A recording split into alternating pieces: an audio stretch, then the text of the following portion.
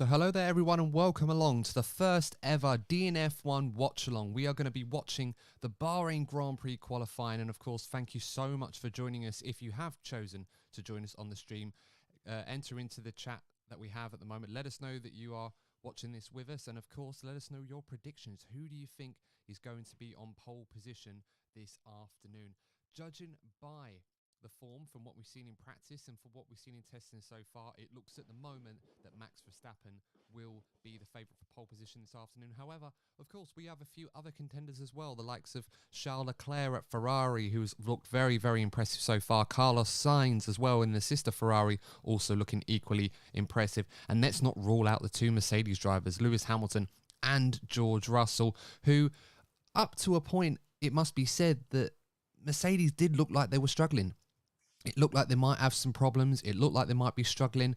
But this morning in final practice before qualifying, it did seem like they managed to find some solution that could mitigate some of the porpoising issues that they had and allowed them to find a little bit more pace. So that could bode well for Mercedes when they turn everything up to 100. And hopefully for their sake, they're going to be right on the money come qualifying when it matters most. Joining me on this stream is my co-host and my guest for this first ever watch along. It's Luke from the 1892 Reds podcast, a podcast based on Liverpool Football Club. So Luke, first of all, thank you for joining us. And how are you feeling? Are you looking forward to qualifying? I am very much looking forward to qualifying. I mean, I'm actually surprised we've allowed a Liverpool fan on the podcast after a few days ago, but of course, it's not football we're talking about this afternoon. It's the return of the new F1 season, which I'm looking forward to. I mean, from last season, you know, seeing a controversial end to the season, but overall the season was fantastic, wasn't it? I mean, the fight with Lewis and Max, it brought so much of so much more support into, Formula One, and, I'm just looking forward to it. I mean, I'm really looking forward to qualifying, to getting underway, and obviously lights out tomorrow afternoon with the first race. So yeah, bring it on. And yeah, I mean, it's a new beginning, so let's do it. We're looking forward to the new season. Yeah, absolutely. Sounds really, really exciting. And I can totally understand from a footballing perspective why that might seem a bit weird, although Arsenal just came off the back of a big 1-0 win away at Aston Villa. So, I'd say I'm not too worried about that. I'm enjoying that. But anyway, look, enough about football. Formula One season is on the horizon now. We've seen a lot of the teams put through their paces, and we're still waiting to see which of those will come out on top. Any predictions from you on this one, Luke? Who do you think is the favourite coming into this qualifying session? I mean, to be honest, I think all eyes, of course, are on Max, winning the championship.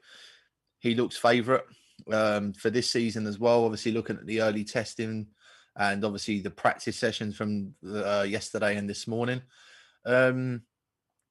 I'm gonna go with Max on pole today. I think he has got. I don't even think Red Bull have showed their full, true car sort of potential at the moment. I still think there's a lot that it can get out of that car. But I've been very, very not surprised, but very impressed with Ferrari. There was talks, obviously, the back end of the 2020 season that the car design and everything was all being put into the 2022 car. And, Charles Leclerc has just been excellent in testing. He's been excellent in practice. I would love to see Charles Leclerc get on the front row today. I think he probably could be the only person that could challenge Max for pole with the early pace settings. I mean, it'd be good to see Carlos Sainz do well as well.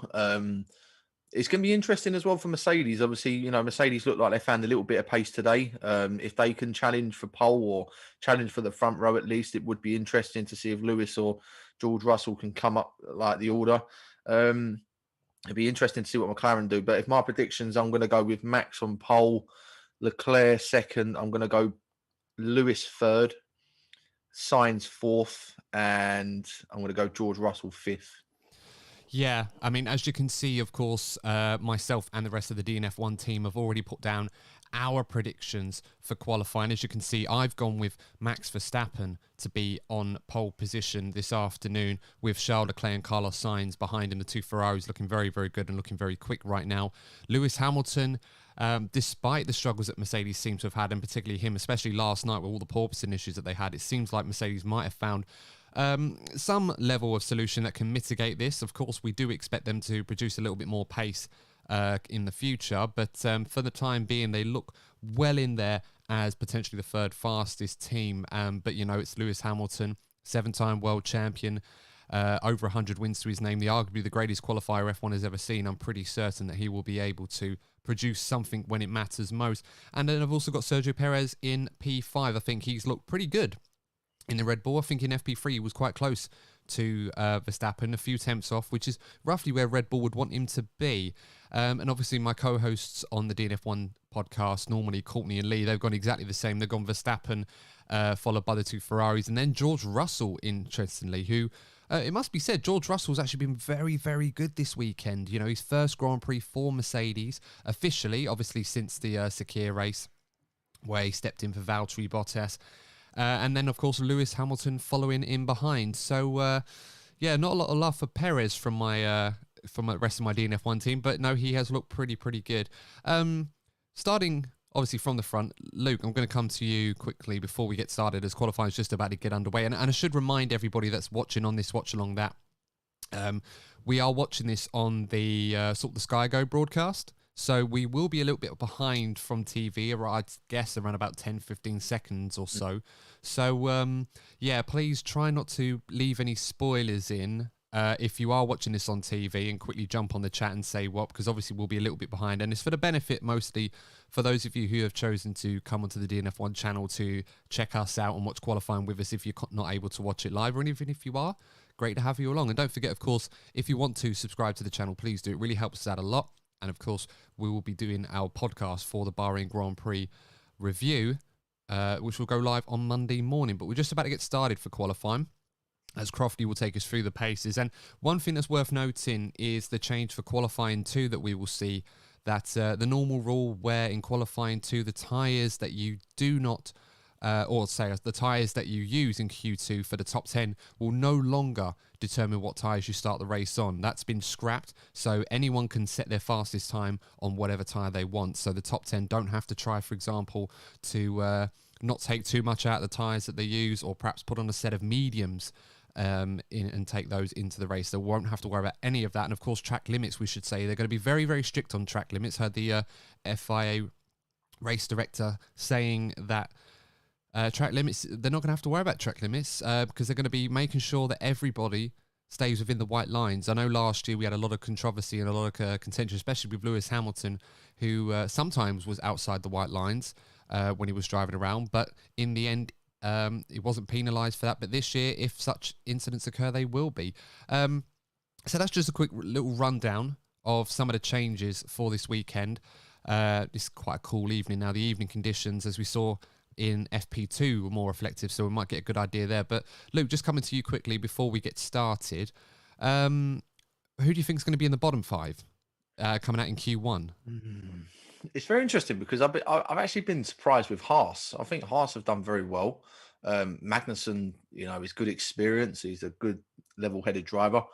I think Mick Schumacher, you're definitely going to see, you know, with a quicker car, hopefully for them this season, is he able to compete around the sort of battle, you know, in and around other drivers.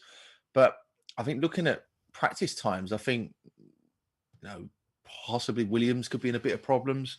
I think, you know, it's very hard to tell maybe with Aston Martin. It wouldn't surprise me if someone like a Lance Stroll is in that position. It's difficult to tell as well with the first race. I know we've only seen a few practice sessions and some testing, but it wouldn't also surprise me if there was a shock in there as well.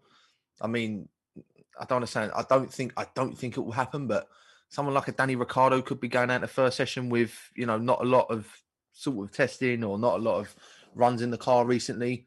Alpine could be maybe. It's hard to tell, but if I was going to pick 5, I'd go both Williams. I'd go Albon, Latifi. I'll go with Mick Schumacher. Probably, I reckon Magnussen possibly. And I'm going to stick it out there. I'm going to go Lance Stroll as the last one. So, yeah, that'll be my 5. I think we'll go out. I don't know what order it'll be, but they'll be the 5, I would say. Oh, yeah, don't worry. I'm not going to try and get you to do the order from 20th to 16th. Yeah, I think the two Williams, the Williams do definitely look the slowest team so far, though they could cause a surprise. Possibly Nico Hulkenberg, obviously stepping in for Sebastian Vettel, although granted he has been relatively quick, Nico Hulkenberg. Yeah, as I said, guys, we're going to be on the mobile one. So, Luke, if you're a little bit ahead of me, no spoilers. They've just got underway. Yeah, as I said, guys, if you are watching this on the TV broadcast, you will be I'd say about 15, 20 seconds ahead of us on the live stream. So if you can, for the benefit of those of you that are watching qualifying with us and not watching this live on the TV broadcast and watching it on Sky Go or F1 TV, etc., yeah, please do refrain from any spoilers in there. As, at the moment, I'm just looking at Fernando Alonso getting strapped into that pink Alpine car. And yeah, I'm gonna try to avoid saying Racing Point or Force India, but it looked very, very similar to that car. And just seeing Lewis Hamilton with that yellow and purple helmet. I mean, that's a gorgeous looking crash helmet. Lewis was saying that it's very, very reminiscent of his karting days, and has obviously allowed him to draw inspiration from that to affect his driving going forward, which can only be a good thing because from what I remember, Lewis was a bloody quick racing driver. So just about to get underway. It's gone green. We're just about to get underway. And as you can see, the two Williams guys just going out of the garage now, just waiting for the HUD. We haven't seen that on the broadcast, so I might be a second or two behind from what I'm actually watching. But as you can see, the two Williams guys out on track, and also followed by the two AlphaTauris. And I think Yuki Tsunoda's another driver who might be struggling to get through into Q2, Luke. He didn't do much in FP3, unfortunately. He had a bit of, I think it was a hydraulics leak in his car that kept him out of the session. So I think he might be another driver that I think could be on the cusp of going out in Q1. Who'd be the last driver? You know what? I mean, possibly an inexperienced one, maybe Guan Yu Zhou. Yeah, but Alfa Romeo have been quick. And to be fair to Alfa Romeo, they are they have been very, very quick. And it might just show us an indication of how good this Ferrari engine is, because obviously they're running that Ferrari power unit. In testing, Alfa Romeo did not look massively impressive. And I say this relatively speaking because everybody looked good. There wasn't really one outstandingly bad car from what we saw in the second test. So this midfield is going to be very, very close together. I mean, I'm loving the new graphic designs, the boards, and it was just, I mean, the intro that come out this like before the start of the race, start of qualifying as well. Seeing obviously Max Verstappen at the end with the number 1, I mean, it's fantastic. Giving my Max Verstappen support away there, but yeah, I mean, it just looks brilliant. I mean, it's great to see Formula One back. It's last season was just excellent to see, and now obviously we go again. But for me, it's going to be unpredictable. I think it will be unpredictable at times, Adam, because of the new regulations, and it's just Formula One is back to its best now. So hopefully we can have a great season again. Yeah, absolutely hope so. As we're just seeing Yuki Tsunoda now coming across the starter's lap. The two Williams drivers, Albon and Latifi, are already out on track. Everyone else still in the pits, though. It's just those 4 out on track, so perhaps they're waiting for the track to get a bit cooler. We should also mention that there's a lot of improvement to be made on this track. Sort of, the tyres will rubber in as the track gets a bit cooler towards the end of qualifying. There's a lot of time to find the later on in the session as it goes. Probably why we've only seen 4 cars out on track so far. We've almost had 3 minutes of the first session. Just watching Yuki Tsunoda now come across, doing the fastest first sector so far, 30.1, which is going to be well down on probably what the fastest first sector. I mean, as Gasly's gone a few times quicker as well now than Tsunoda. As I said, guys, let us know your predictions in the chat. Who do you think is going to get on pole position? Any surprises for qualifying? And just seeing a comment here. This is actually a good point to mention this, actually. Lampard is better than Gerrard. Loving the title. I don't necessarily agree, but I understand the logic. He says, hey, Adam and Guess, how long do you reckon we get the next controversy? Well, this is Formula One, so... I mean, if we're referring... It could be today. It literally could happen. From what we saw last season, we saw so many controversies out there. As you can see so far, the two AlphaTauris, Tsunoda sitting a purple middle sector, and Gasly sitting a purple middle sector as well. It's a bit confusing that they don't change the colour scheme on that, on these new graphics, because they usually go green if someone's gone purple after that, but it's all purple there. I'm just watching Tsunoda come across the line as the two Williams got in the pits. So Tsunoda sets the first time, 1:33.581. It's good enough for first at the moment, but Gasly was faster than him in the first 2 sectors. I expect Gasly to beat that.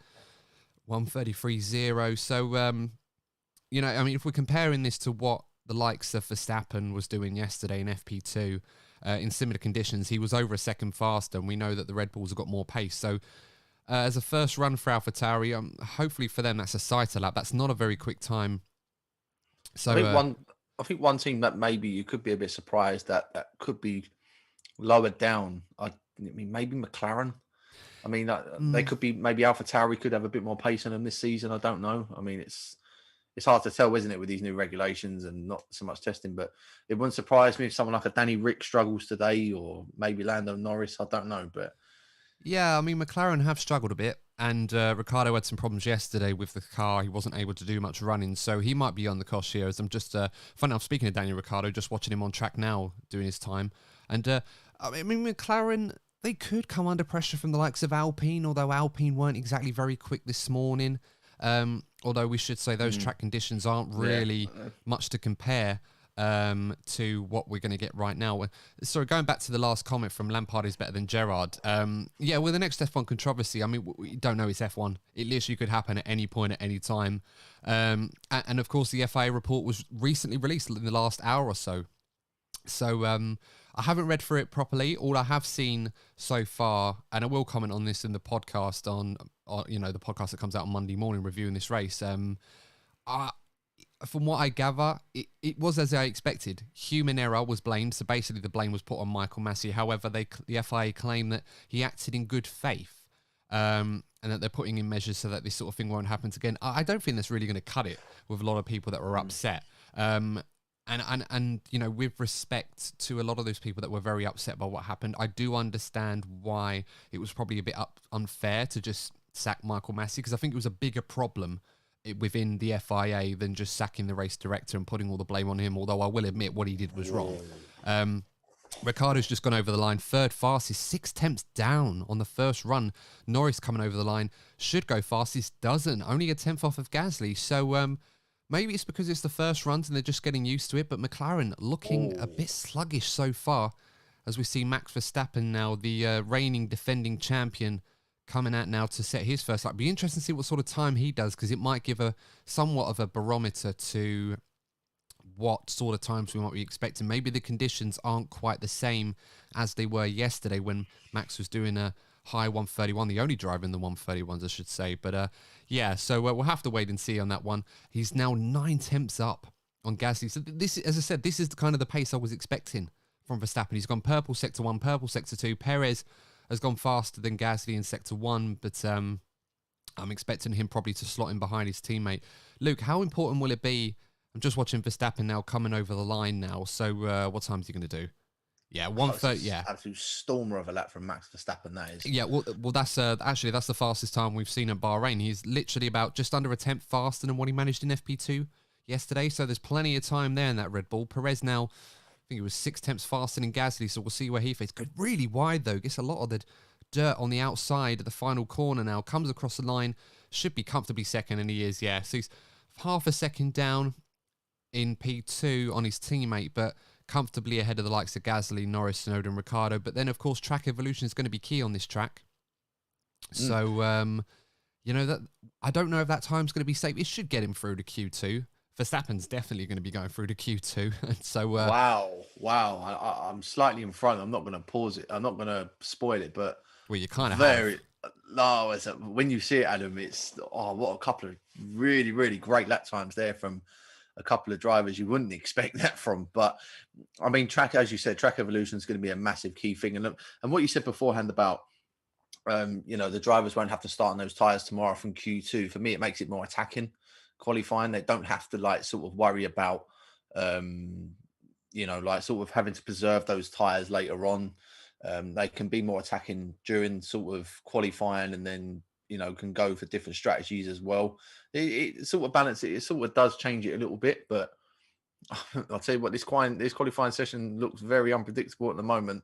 Yeah, I'm just watching the two Husses of Magnussen and Schumacher. Now, these guys have been quick.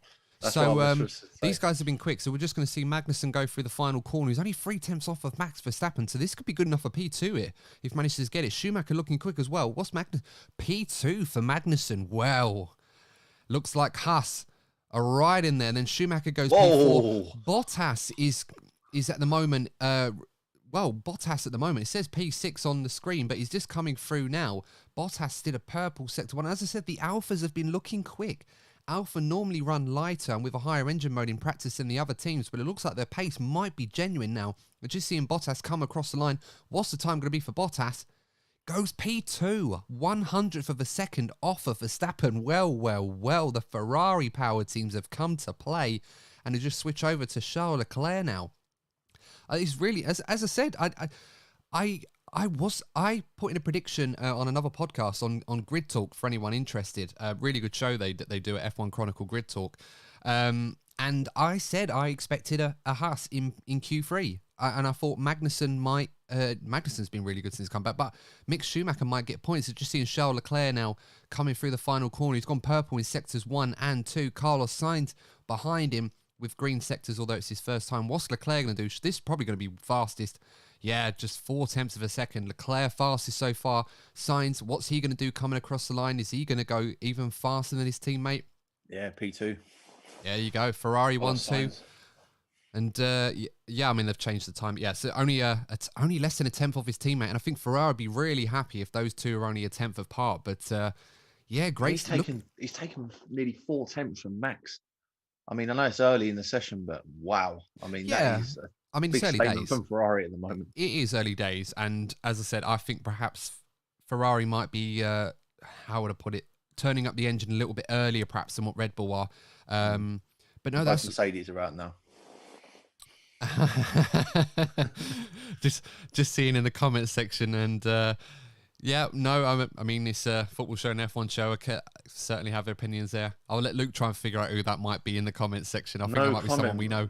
Just watching the two Mercedes now, George Russell and Hamilton. I think Russell was just 1.8 tenths behind Leclerc in sector 1. The Ferraris have been good in the slow corners. They have been pretty mighty in the middle sector, whereas the likes of Red Bull have been faster in the faster corners. So kind of evens itself out, perhaps who's got the most power. Just watching now George Russell as he comes up to turn 10, the left, and then turn 10 I should say, left and then the right. The Mercedes having a lot of problem with the porpoising, so we'll just have to wait and see what he does. He's 6 tenths up on Hulkenberg, who's currently on the bubble at the moment in P15 for Aston Martin. Hamilton is 8 tenths off Charles Leclerc at the moment, but that should slot him around about P6 and 7, which is where Alonso and Perez are. As Russell comes through the final corner, just had to navigate one of the McLarens. Gasly sets a purple first sector, but he's now 7 tenths off Leclerc in the middle sector. So Russell goes across the line P8. Hamilton should be in the same sort of area, goes P5. So there's not a lot there, but all that confirms, Luke, is that Alfa Romeo and Haas have got some mega pace. They really do.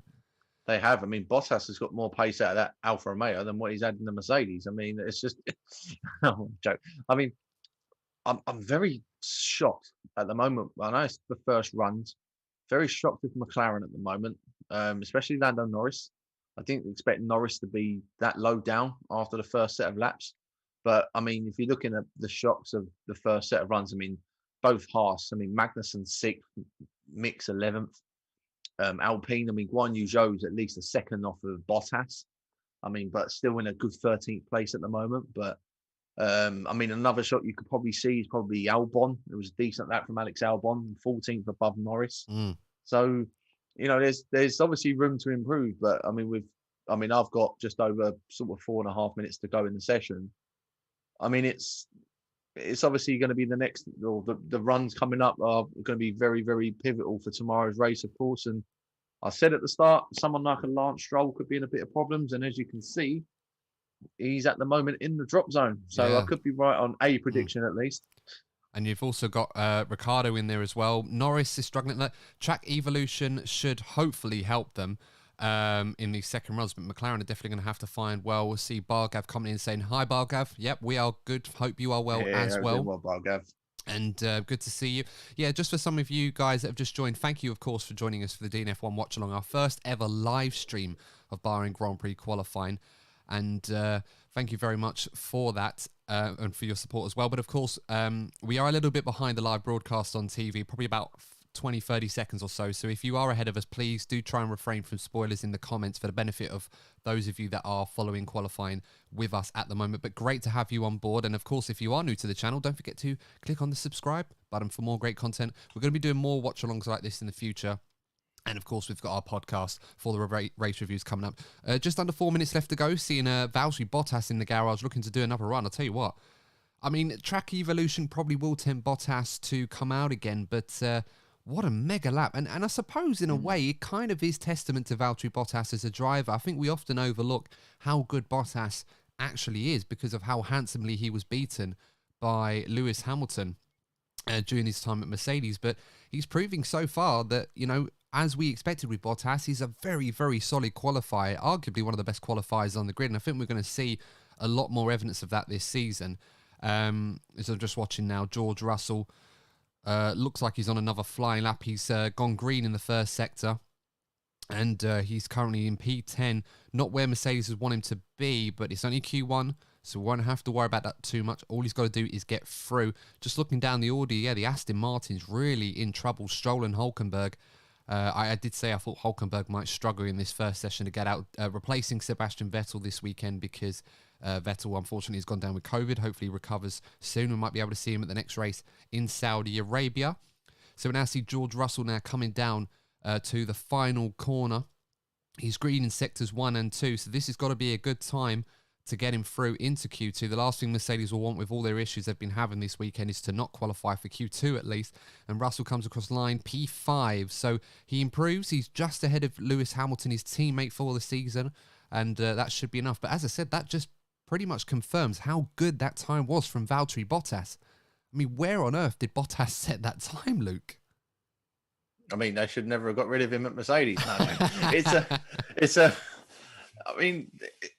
We see it at Williams, didn't we, when Bottas was there? I mean, I know there's new rules and regulations now, but we see at Williams, he was very good. And maybe it's not that added pressure, maybe. I mean, obviously at Mercedes, got a bit more pressure on him, but now he's at a brand new team. He is obviously the lead man over at Alfa Romeo. And I think you clearly see from last season, the work was clearly on this car for this season. So they've got an experienced driver now. They've got a race winner in Bottas. I mean, he's going to be very good to Alfa Romeo this season, but what a lap that is. I mean, to be only 1/10 off of Max at the moment, I mean, and in front of both Mercedes, I mean, that's a kick in the teeth for Mercedes there straight away. Yeah. I mean, it just goes to show that, you know, maybe there's a lot in that Ferrari power unit. Maybe we should give more credit to the Alfa Romeo car. They look great. Well, just seeing that Lewis isn't coming back out, nor the Ferraris or Max. Russell's obviously set that time. I think I'm looking at the sort of times. I think, I mean, Albon is currently P14 from what I'm seeing at the moment. We're on board with Ricciardo. Big pressure time at the moment. And yeah, it's getting tight. I mean, Norris is the one on the bubble and Ricciardo's down on his teammates. So could we see McLaren with both their cars outside, could be knocked out in Q? I mean, that'd be incredible. McLaren, as we said in testing, McLaren looked one of the lead cars behind Mercedes, Ferrari and Red Bull, with all due respect. But all of a sudden on this circuit, for whatever reason, they are struggling. Ricciardo now just under 2 tenths ahead of Norris on track at the moment, although Norris is on a lap as well. Magnussen also on a lap. Not quite sure why K-Mag's doing a lap, because he looks well safe at the moment. Just you wait till you see the lap. What a lap time that is. Well, look, don't spoil it too much. As I said, you might be ahead, but I'm not. So Ricciardo comes across the line. He goes 15th, but he's on the bubble, and Norris is on a faster lap himself. So we'll have to wait and see what Lando Norris does. Stroll also improving in sectors 1 and 2 as Magnussen goes P5. Wow.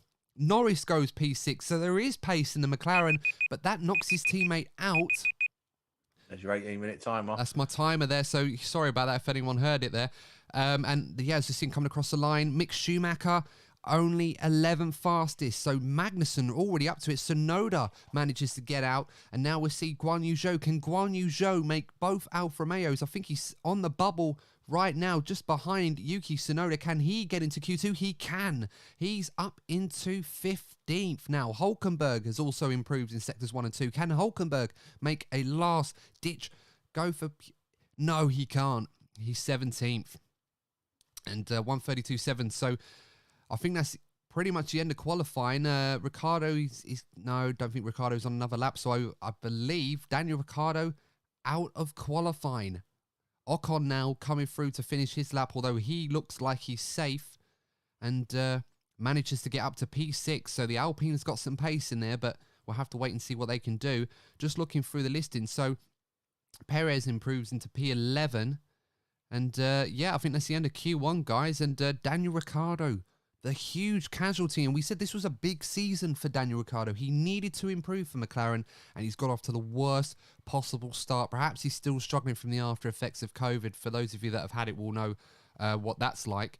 And yeah, out of qualifying already, and I bet he's not happy. Also out of qualifying, Yuki Tsunoda, Nico Hulkenberg, Lance Stroll. So both Aston Martins getting off to the worst possible start, and Nicholas Latifi in the Williams. So congratulations to Alex Albon in the Williams.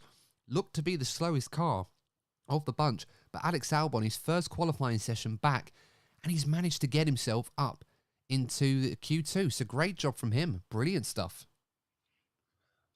Got it right. I said Ricciardo was going to be under pressure this season. Well, it's obviously not a great start for him. I mean, Lance Stroll's Lance Stroll. I'm just lost. I mean, like for me, I just don't rate him as a driver. I don't think he's that good. I know Aston Martin might not be up there with the pace at the moment, but I just don't rate Lance Stroll. I mean, he's a solid driver, Lance Stroll, but I think the problem with Lance Stroll, and I was saying this in the season review podcast, or season preview, I should say, with Lance Stroll compared to Vettel, is that Lance Stroll turns up to a fair few circuits and is a very, very good driver. But then there'll be other days like today where he's below par and he's struggling a bit. And, you know, arguably has the safest seat in the sport right now with his dad leading the consortium that owns Aston Martin Racing. But it's one of those where you need him to improve and become a better driver on every circuit, not just on a select few throughout the season. Just seeing a few more in the chat. And yeah, Lampard is better than Gerrard. Yeah, telling you there, Luke, no spoilers. Who is this Lampard is better than Gerrard? Well, I know who it is. So I'm going to let you try and figure that out at some point. Yeah. Clown. Finding some great banter. Also got Helena Sanford in the chat. Hi, Helena. Loving the enthusiasm. Well, I mean, you are a bit biased there, but thank you very much on that one. And yeah, Bargav, you're absolutely right, my friend. This is so unexpected, this qualifying session. But then we expected it, you know, based on testing. We thought that we were going to see a lot of surprises in qualifying that we weren't quite sure. In the midfield, like we could go from circuit to circuit where some of these midfield runners are, you know, in different positions. Like today, you could see someone like, I mean, you know, for the lack of a better way of putting it, you could see the two Aston Martins struggling to get through. And then on another day, they might be in Q3, you know, vice versa. The Hasses, brilliant stuff from Magnussen and Mick Schumacher to get through for Haas. An incredible performance from both of them. And on another day, they could be absolutely nowhere. I mean, Luke, you know about Gunther Steiner and his antics. And I'm pretty sure he'll be running around pretty happy, saying they look like a bunch of rock stars right now as the old Drive to Survive memes. I'm waiting for Nico Hulkenberg to walk up to Magnussen. I'm not going to repeat what. Actually, no, I will. Well, it was to rekindle the famous rivalry from Hungary all those years ago. Yeah, he's going to walk out to him and go, "Oh, suck my balls." He's so funny. I mean, Gunther Steiner's going to be absolutely delighted to see his team are in Q2. And you know what? It would not surprise me if at least one of them get into Q3. I mean, that would be a story, seeing one of the Haas drivers who at the start of the season, let's not be mistaken, was, you know, he was unsure whether they'd still be in the sport or not with obviously the problems elsewhere. But I mean, it's just amazing the amount of pace that they've got. And I mean, to see that Magnussen obviously coming in, doing a job at the moment, what a lap time that was from him. And I mean, even Mick Schumacher, I mean, look, Magnussen 5th from Q1. I mean, that is staggering. I mean, to see how they were rock bottom last season and now they're fighting, you know, to get into Q3. I mean, what a change in turnarounds for Haas and F1. But I'm still expecting, you know, Q2 is going to be interesting now. I mean, as we said before, that these obviously drivers don't have to start on those tyres for tomorrow. So I think it's going to be a lot more aggressive, obviously, going into this session. But yeah, I'm still expecting Red Bull to maybe pick up the pace because Ferrari looks strong. I mean, those 2 laps from Leclerc and Sainz, it's a good early sort of statement from Ferrari to Red Bull and Mercedes. Yeah, no, absolutely right. Just for the benefit of the chat, just to let Bargav know, Lampard is better than Gerrard is actually a friend of ours, and it's just a bit of friendly banter with Luke. So yeah, no, nothing personal or anything like that. But yeah, just a bit of friendly banter. So, but yeah, well, based on the comment, we will have Courtney on. My original co-host, Courtney Pine, who's might be watching this along with us. So hopefully he's enjoying himself. We'll definitely get him on here to do a watch-along in the future for a future qualifying session. But yeah, the return of K-Mag. That is something that we haven't really talked about much. And, it come out of nowhere. Was not expecting Kevin Magnussen to come back to Formula One after leaving the Haas team at the end of the 2020 season. And is that Latifi going round? Sorry, is that Latifi going round again, even though the session's over? Oh no, it's not. No, I was going to say. Well, I mean, I'm at the moment. I'm watching Esteban Ocon getting ready for Q2, so not quite sure what. I mean, I'm probably going to see what you're talking about in a second. But yeah, you will. Yeah, but just seeing the two Ferraris there. But yeah, no, Kevin Magnussen doing a really, really good job, and it's going to be a great. Oh, well, it's going to be. Oh, you figured it out. It's going to be a great barometer as Q2 is just about to get underway, and I think we can see.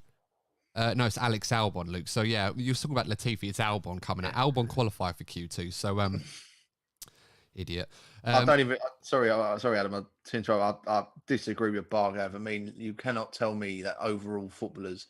Frank Lampard was a great player, but there's no way on earth he was better as a footballer than Steven Gerrard. There is no way. Well, I mean, you guys don't matter about trophies and that. It don't matter. You guys can argue that all you want on your show, which is purely for football. We're here for the F1 now, as Q2 is about to get underway. As I said, guys, if you are new to the channel, seeing us for the first time, if you're enjoying this so far and want to hear more from us, we've got regular podcasts coming out, and yeah, I do apologise, Hannah. You're right. My internet is not. My internet is not great. I do apologise. So it's pretty shit. Well, we kept this clean for how long?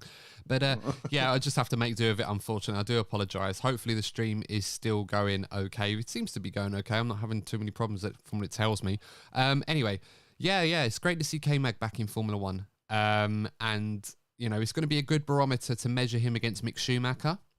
So hopefully we'll get to see Mick Schumacher go up another level, and we'll get to see how good he really, really is. And already it seems like K-Mag's already up to speed. Looks like he's not had much trouble settling in at all. And as you can see there, Mick Schumacher in the garage there, just getting ready to come out, donning the classic helmet that he wore last season. I think there was a lot of races he was wearing a classic helmet that his father wore after the Belgian Grand Prix. So yeah, it's good to see Mick Schumacher wearing his own crash helmet again, as we're now seeing Alex Albon now just come across the line to start his first flying lap. He's the only driver on track at the moment. So once again, Williams first out, and Alex Albon really getting on. The stream is fine despite your poor internet. I appreciate that, Mark. And yeah, I can only see so much, so I'm not watching the stream back on YouTube to see how it's all going on. So you guys are going to have to let me know if there are any problems. But I appreciate that. Wait for it to come out and go, the internet's fine, but getting going. Well, yeah. We all love Mark. It's all inside jokes, but yeah, we all love Mark. Yeah, so Alex Albon now. Got Magnussen's also just started a lap. So, yeah, I mean, we could see a Haas in Q3, Luke. I mean, what do you think? I mean, who do you think is going to drop out in Q2? Oh, I mean, if you're looking at Q1, I mean, I think Lando Norris is in a lot of problems. Possibly, I mean, we didn't really talk about him too much, but Perez, if he doesn't really get a move on, I think Perez could be in a bit of problems, which was quite uncalled for. Maybe Ocon or Alonso. I mean, I don't want to say this too loudly, but Mercedes have to get it right because they've had some problems this week. It wouldn't surprise me if possibly one of them could be out. Maybe I think that'd be very hard to see. But if it happens, I mean, you wouldn't be surprised because they didn't really look comfortable in Q1 themselves. So it wouldn't surprise me if maybe Guan Yu Zhou as well. But if I was going to go for a big driver to be out, looking at Q1, you'd probably look at Perez. I think would probably be the shock, I would say, but just wait and see what happens. So Albon's gone back into the pits for Williams as they did in the first session, and he's just gone onto the weighbridge, which would be a pain in the neck for him. Too clown. Ain't you a Leighton Orient, mate? I love Mark. I really do. He makes me laugh. Oh, that's nice. You see Kevin Magnussen and his little wife and his baby in the garage there. Yeah, just it's quite interesting to see why Williams they do one lap and then come back in. I mean, it wasn't a fast lap from Albon, but he's gone in. See Kevin Magnussen now doing a warm up. Looks like is this second warm up lap or not? Well, everyone's on track now. Just Albon in the pits. Albon was on the weighbridge. Yeah, I was just saying earlier, Albon went on the weighbridge. Yeah. For those of you who don't know, the weighbridge is just when a driver comes into the pits, they'll be called at random to go on the weighbridge during qualifying. And all of that is just for the benefit of making sure that they're not underweight or running an illegal car.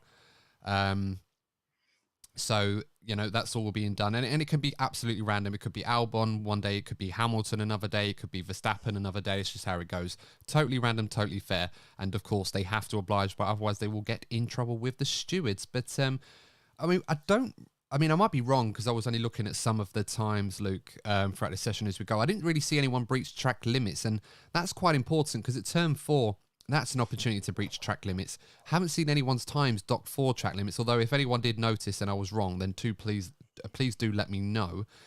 Just watching Magnussen now on track, setting a purple sector 1, although that's now irrelevant because Verstappen's gone purple in sector 1. Mick Schumacher in between the two of them right now. And what do you make of these new graphics, Luke, on the F1 Sky channel? Are you enjoying them?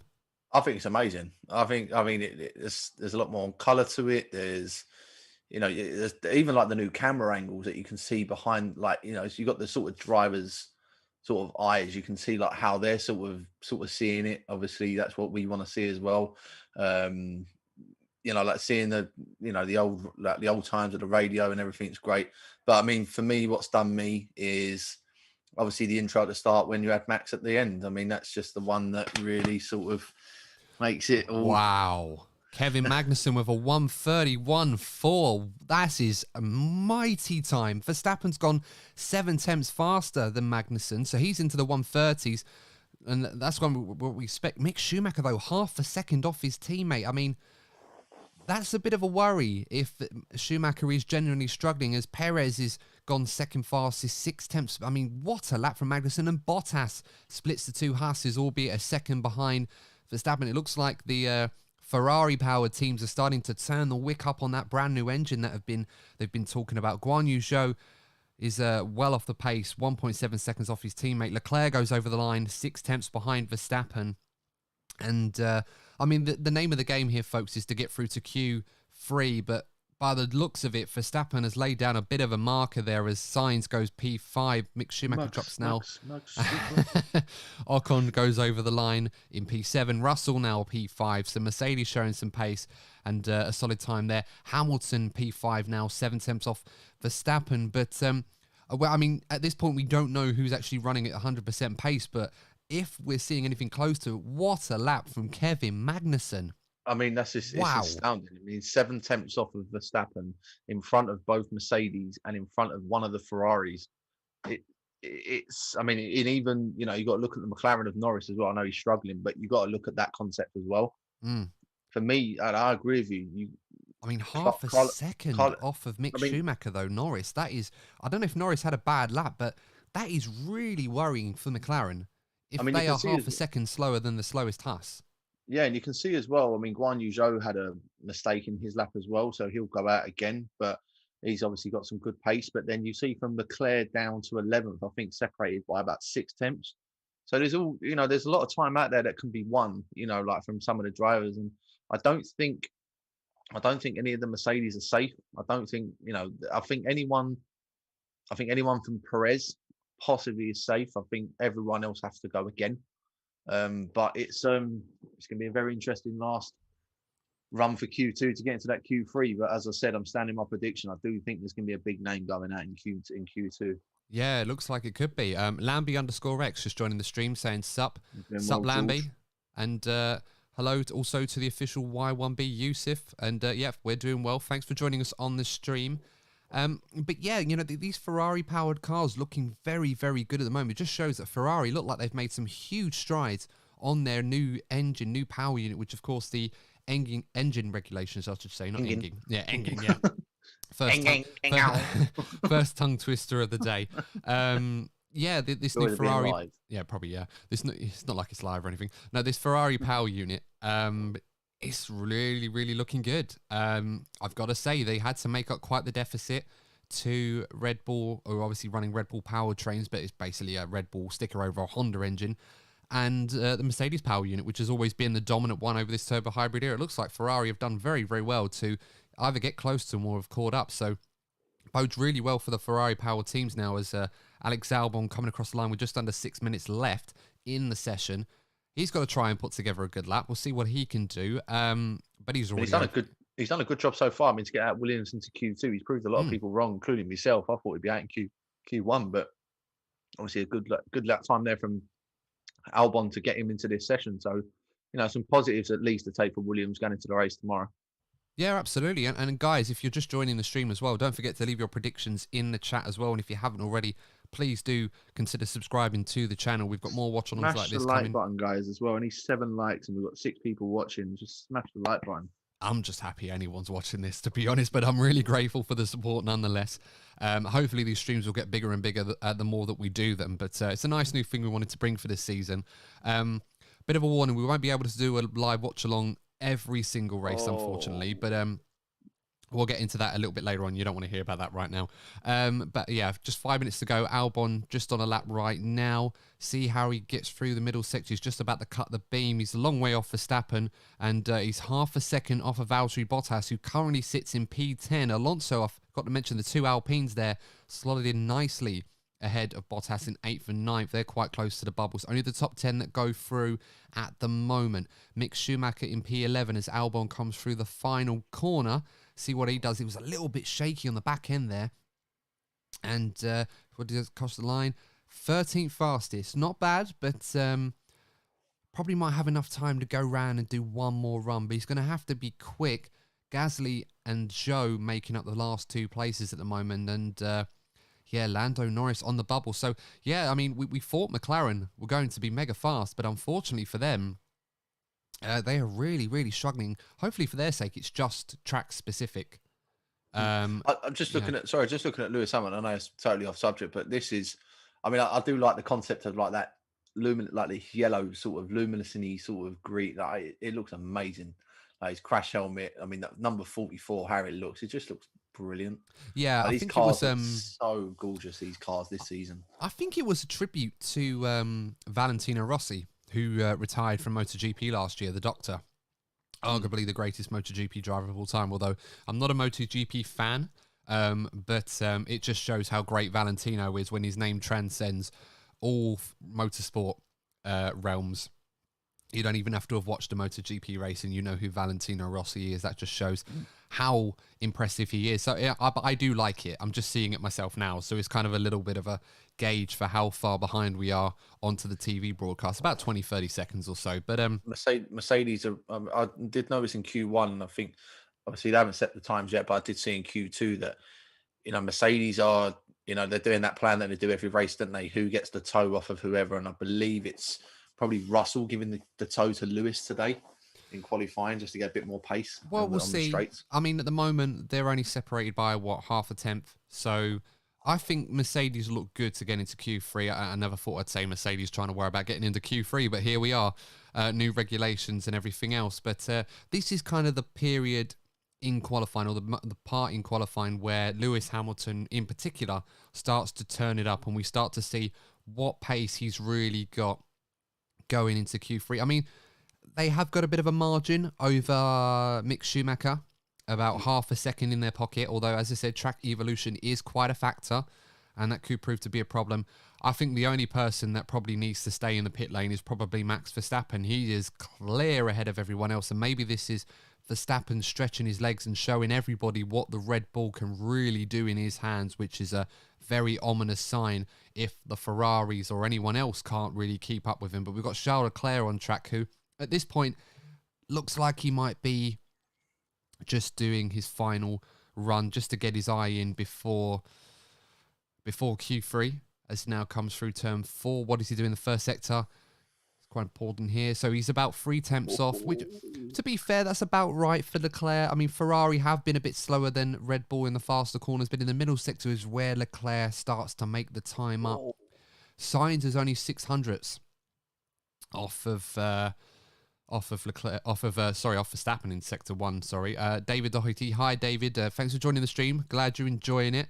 And yeah, let us know your predictions for qualifying. Who you think is going to go on pole? But I'm just watching Leclerc now come through turn 10. Mick Schumacher also on another run, needs to try and improve to get through into Q3. Hasn't improved in the first sector, and we'll see what he does in the middle sector. But Leclerc coming through the middle sector now.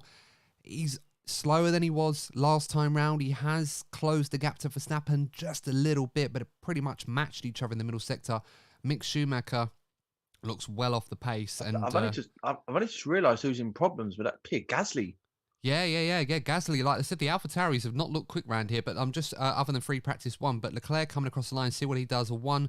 So yeah, in purple sector 3, so there's pace there for Ferrari. Let's see what Sainz does. He was only a 10th off of Max Verstappen. Schumacher's given up, so Schumacher's out. Sainz goes P2, 300s off Verstappen, so this is encouraging. Ooh. What does Bottas do? He goes P8, which pushes Alonso on the bubble now. Zhou coming across the line. What can he do? He goes into P12. So not a bad effort, but Zhou is out. Norris, can he get through? No, he cannot. So he's out. Alonso on the bubble still. What can Ocon do? Can he push his teammate out? No, he's already P9, sorry, so he was fine. What's Perez going to do? Can he get closer to his teammate? Only 2 attempts. So yeah, only a fraction of a second. So it's a Red Bull sandwich with the 2 Ferraris as the fill-in. Alonso currently P10. He needs to try and improve to ease the burden, but I think he's going to be okay. Goes P8, which puts Ocon under pressure. Both Mercedes are safe. Russell comes across the line. Half a second off Verstappen, although he was slower in the final sector than he was last time. Hamilton only 3 attempts off, but the same picture as Russell. So that's encouraging for Mercedes. If they've got any more in their pocket, we'll have to wait and see. But Gasly has gone purple in sector 1. He's improved in sector 2, so he might be able to salvage something. And he's through. Pierre Gasly at the death. Brilliant stuff from Gasly. I mean, to drag that car through. Just seeing, obviously, I'm not spoiling it now, but obviously the top 5 separated by just under 3 tenths of a second with Max, Sainz, Leclerc, Perez, and Lewis. And obviously Russell, Lewis gained maybe a tenth or so on the slipstream of Russell, but obviously it's a bit of improvement, obviously, from Mercedes. They've done well, but massive shout out to Kevin Magnussen getting that Haas into Q3. That massive lap he done. I mean, Mick Schumacher's qualified P12. I mean, that's a great position for Mick Schumacher. Obviously, Lando Norris has gone out. Obviously, Guan Yu Zhou has gone out, but a good first qualifying for him. And another shout out as well to Valtteri Bottas getting that Alfa Romeo into Q3. So yeah, it's going to be a very interesting last 12 minutes or however long it is. For the pole shootout. I mean, K-Mag in P7. Suck my balls. I mean, wow. That's absolutely fantastic from Kevin Magnussen. I mean, it's like he's never been away, has he? But what an effort from Magnussen there. Absolutely loved that. And yeah, that's absolutely crazy from Kevin Magnussen. Brilliant stuff to see. Bottas, as I said, yeah, Valtteri Bottas through in the Alfa Romeo. So Alfa Romeo and Haas in Q3 did not expect that one. And it's going to be a quick turnaround for final session Q3. 12 minutes of running to determine who's going to be on pole position for the Bahrain Grand Prix. Let us know your predictions, guys, in the comments now. As you see, not a lot to separate the top guys from Verstappen all the way to George Russell. Just half a second, albeit Russell's final sector was a bit lacking, as was Hamilton's. So Mercedes look like they are in with a shout. But at the moment, it looks like Verstappen, the hot favourite for pole position, followed by the 2 Ferraris and Sergio Perez. So, almost as I predicted, I've got Hamilton ahead of Perez. So, at the moment, my prediction might stand up if Lewis manages to nail that final sector. I think he was about half a tenth off of Perez or something like that.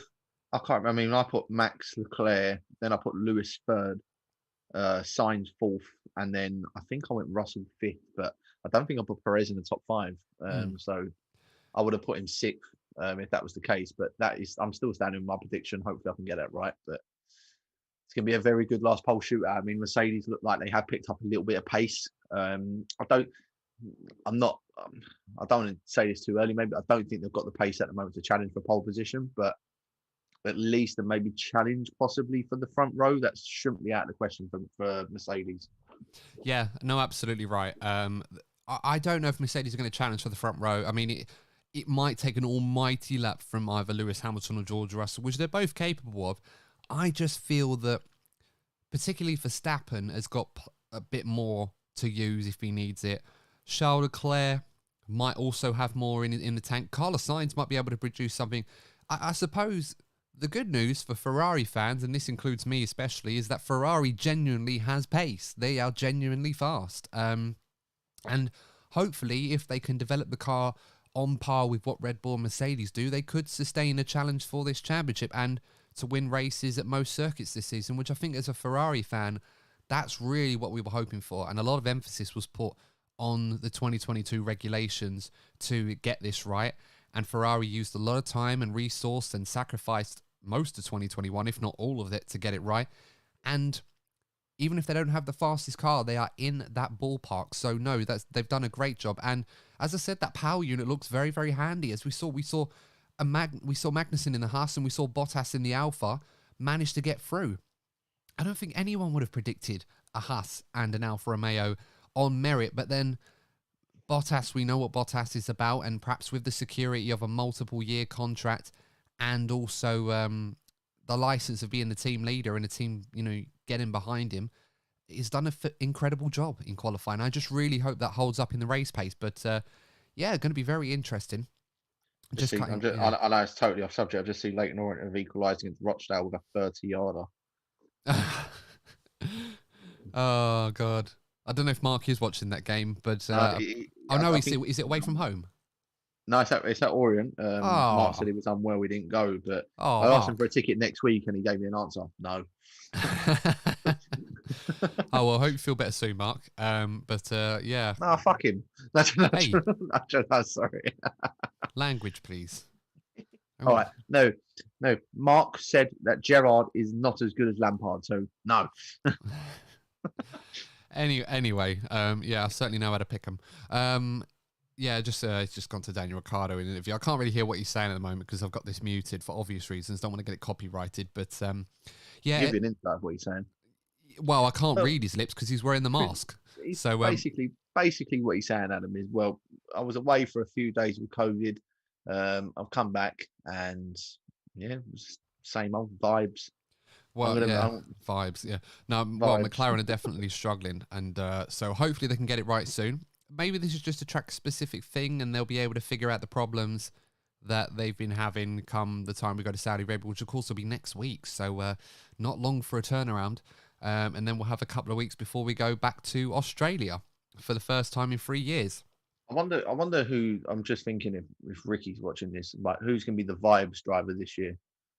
I mean, who's going to be there just for vibes? Well, you'll have to ask him. Again, guys, another inside joke with Luke and his co-host for his podcast about this one, who does watch F1, who did predict Verstappen to go on pole position. And he also said he thought Lewis might not make the podium. So that'll be interesting to see. But if you are new and you've just joined us, as I said, please do consider subscribing to the channel.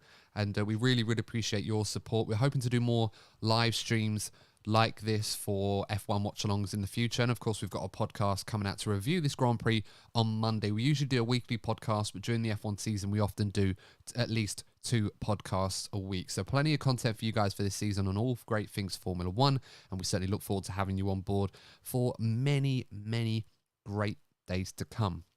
I was going to say years, but I was almost a bit presumptuous there. Of course, it's absolutely free to subscribe. You don't have to, but it'd be absolutely fantastic for us if you did. And hope you are enjoying it so far. We're just about to get underway. The final session in Q3, as we said before already, the Q2 rule, where whatever times the top 10 set their fastest time on will be the time that they use for the race. That's been scrapped, so they won't have to worry about that. We're going to be going to Q3 now, which has just started. We've got 12 minutes. Yeah, I'm seeing it. Yeah, well, we'd have to wait and see on that one. We'll have to see what Ricky's availability looks like. He seems to be quite popular on this channel. Gerrard bloke, I liked him. Yeah, he seems to be gone now. I'm not sure what's happened to him. Yeah, but, it's really exciting now. So, Luke, one more opportunity going to come to you on this one before we get started. Who's going on pole?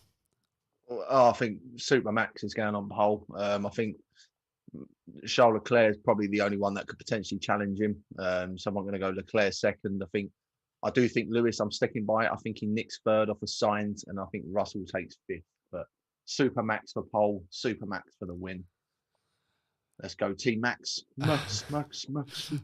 Mark with the comments. I tell you what, I mean, being anything Byron Saxton. I mean, that's definitely a WWE joke. I mean, I wish I was as good on the mic as Jim Ross is. That's a very, very hefty compliment. I really appreciate that, Mark. Thank you. The match. Yeah, I'm not going to do the JR impressions on here, and I wouldn't do it justice. But just seeing previous polls there, yeah.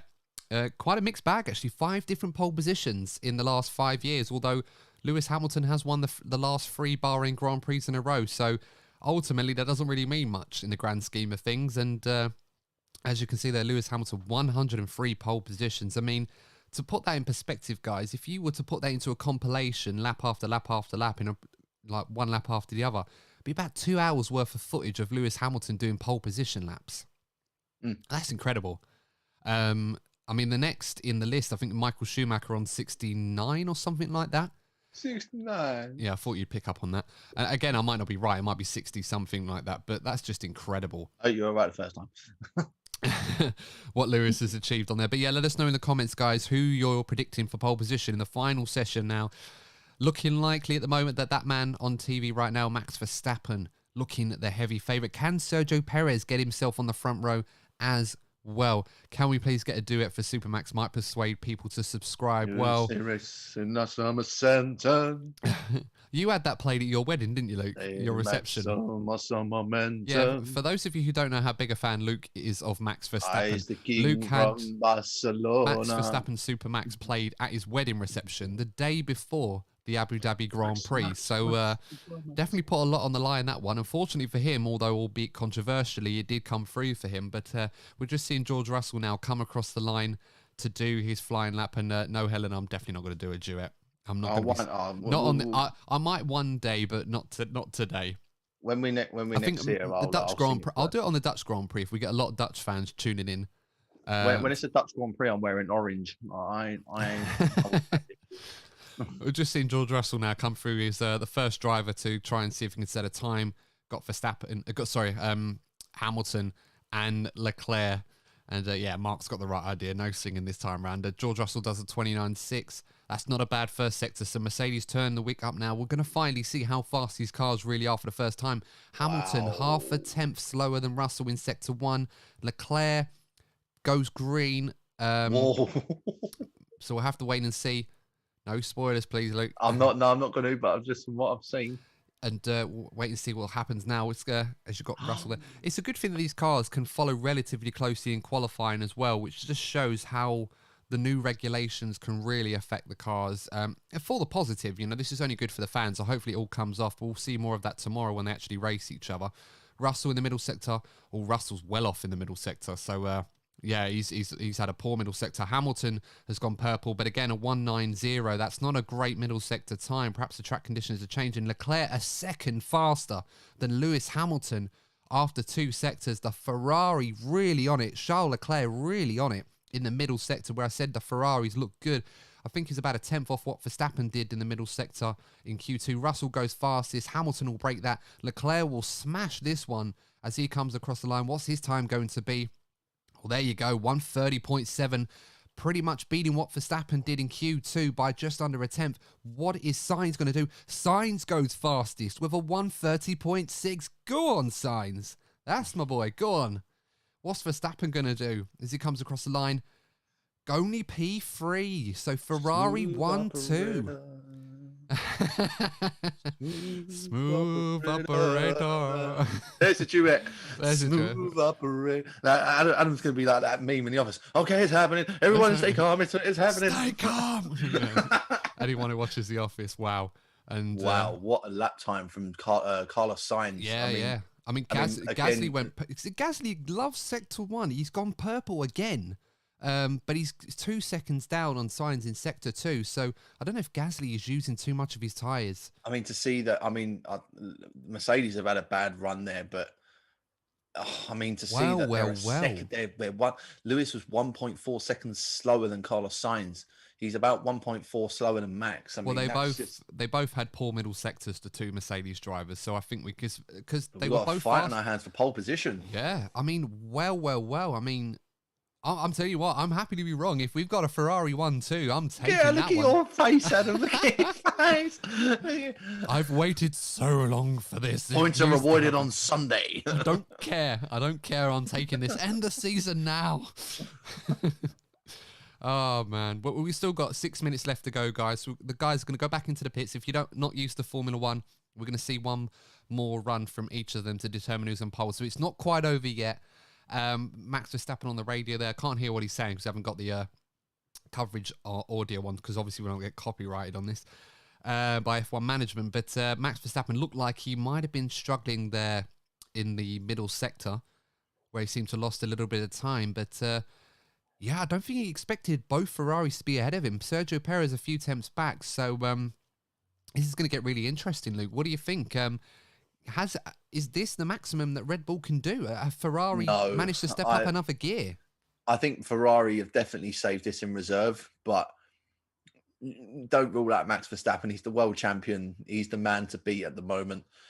You know, Ferrari have done a great job to get in this position now and have got every chance for a 1-2 finish, not just for a pole position. But I think they've probably got Perez covered with those times. But this is Max Verstappen. This is why he's world champion. He's built for moments like this. So I'm still sticking by Max to get pole position. But the Ferraris have been superb.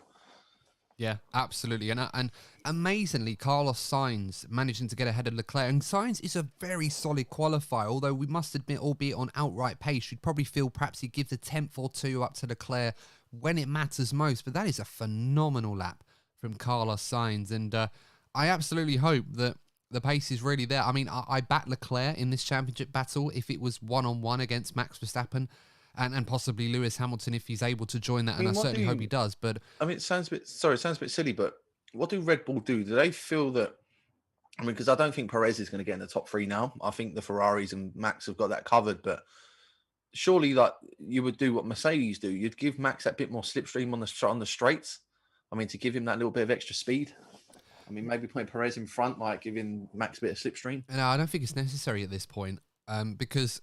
You know, whilst that might help a little bit, you also got to remember slipstream's not going to be as powerful this season as it has been in other years because of there's going to be less air resistance on these cars because of the new regulation. So while slipstream is still going to help, it's not going to be as powerful as it was in previous years where it was a problem. Just seeing the two Mercedes now, followed by Valtteri Bottas. Seeing the back of Lewis Hamilton's car. On, K-Mag. That's a familiar view for Bottas, although he's in a different car now. And I think it was Carlos Sainz out before Leclerc. And we've also got Leclerc just coming out ahead of Alonso. We haven't seen much of the Alpines, actually, which should say Gasly 7th, Magnussen 8th, El Plan. Alonso 9th, and Bottas in 10th. So not sure El Plan is going quite according to plan at this point. Mark. Max Verstappen world champion the same way that Roy Carroll won the Premier League. That's a bit harsh. Yeah, I mean, yes, the stewards made a mistake, or Massey made a mistake in Abu Dhabi, but I mean, Max overall throughout the 22, 23 races was the better driver. I mean I'd have to find out. End the debate. How many Premier League titles did Roy Carroll win? Was it just the one? Yeah, and he also scored a goal for Spurs, but that got ruled out as well when he carried it over the line. I mean, yeah, I remember that one. Yeah. I think that prevented Tottenham getting top 4 that year, wasn't it? I think that was the lasagna year, wasn't it? Banter. But you can tell I'm an Arsenal fan. Anyway, 2.5 minutes now. So just watching this now, the guys are all just warming up for their final runs. Really, really exciting. And it seems like pole position at this moment could be between 4 drivers, perhaps 3 if Perez is not able to improve. Interesting to see what Mercedes will do because they were well off the pace in the middle sector, so perhaps they weren't happy with it. But George Russell now, first one over the line to start his final run. So let's see what this does. A little bit of porpoising, but overall, I think that's actually all right. He looks quite smooth. Oh, he's locked his brakes into turn 1 there, George Russell. So that's really going to hurt him a little bit. The camera view didn't really show much of it, but was able to see a slight little lock-up into turn 1. Hamilton just behind him. So we'll have to see what Hammer Time can do. And do love Hammer Time. That is a pretty cool catchphrase for a Formula 1 driver. Russell's well down in Sector 1. It's got purple there, but he's a second behind Sainz. Hamilton, 3.5 tenths off of Carlos Sainz. So I'm not quite sure why that's gone purple for George Russell, but that's not a purple sector. I think that's his best time. It Wow. can't be. It can't be his best time. Purple's usually best overall. Leclerc doesn't improve in sector 1, but he's only 0.08 off of Carlos Sainz, so he's still within there. It seems the Ferrari does come alive in the final 2 sectors of the lap. George Russell really struggling on this lap, really fighting the car. I think he's at the moment, I don't think he's going to have much chance of improving, but he has to keep going because he doesn't want the likes of Gasly or Magnussen to go ahead of him. Russell 1.5 seconds off of Carlos Sainz. Hamilton just under half a second off the Sainz. So Hamilton is improving, but at the moment, not going to be enough to move up a position. What's Leclerc's middle sector look like? He needs to find some time to beat his teammate. And he's now improved. He's found 1/10 of a second, so he's 600ths ahead of his teammate. Russell comes across the line, does improve actually, but he doesn't improve position. Hamilton doesn't improve on position, but he goes half a second off of Sainz. Here comes Bottas. What's his time going to be? Bottas goes P6 ahead of Russell. Wow. Leclerc goes over the line. Is this going to be pole? It is on pole position provisionally, as now Verstappen, purple in sector 1. He's still ahead of Leclerc in sector 2, only 15 thousandths of a second. Bottas in P6 ahead of the man who replaced him. Unbelievable. And now as we're out of time, these final laps will count. Alonso goes P7, so Russell down to 8th on the grid. Verstappen over the final corner. Is he going to get back on pole? Magnussen in P7. Unbelievable. What's Verstappen going to do? Verstappen only P2. Can Carlos Sainz improve? Just waiting to see Sainz. Yellow sector 1. So it's going to be Charles Leclerc on pole position. Okay, it's happening. It's happening. The Ferrari hype train is real, guys. Charles Leclerc on pole position. Wow. And but I mean, looking through that order, Luke, you can see Ferrari, Red Bull, Hamilton, and now, well, Bottas and Hamilton. I mean, you usually spend a lot of time on the same road together, but definitely not in that. What a performance from Valtteri Bottas. Mercedes still struggling. Magnussen in P7 for Haas, and then Alonso. George Russell not impressing on his first outing for Mercedes. Sure, there's going to be more to come from him, but what a qualifying session. Who would have predicted that? I mean, to be honest, this is fair play to Charles Leclerc. I mean, what a lap time that is. I mean, he's put it all on the line, and he's obviously got pole position. It's a Ferrari 1-3, but what a lap time from Leclerc.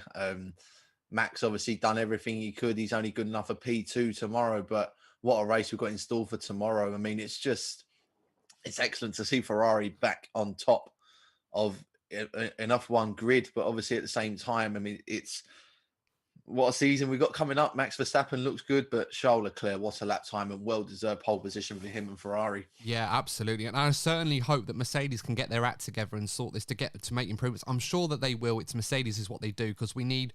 Lewis Hamilton, if he was to join the battle, Sainz was a bit unlucky there with that yellow flag. He probably didn't... I'm not sure if his lap was affected by it, but he didn't improve. But he'll start on the second row of the grid. Still a great job from Carlos Sainz. But, I mean, it just goes to show that the Ferrari hype train is real, guys. At least so far. Charles Leclerc on pole position.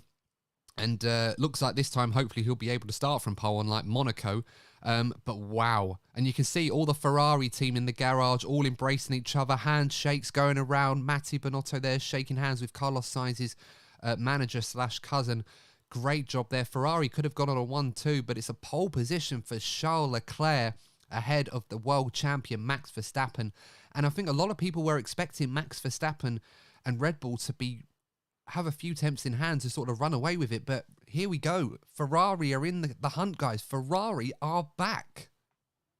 Let's hope so. I mean, it's only one qualifying session, but what a promising sign that is, to see both Ferraris in the top 3 and, you know, really giving the fight to Red Bull and just by an absolute mile, just covering off Mercedes and, you know, all the other teams as well. I mean, Ferrari have had problems for 3 to 4 years, but it looks like the work that they've put in over the last 18 months to 2 years in this 2022 car for both these two drivers. And we said it last season, Adam. I mean, I know it's the start of this season, but we said it last season that Ferrari, there's much more balance here. There's a team.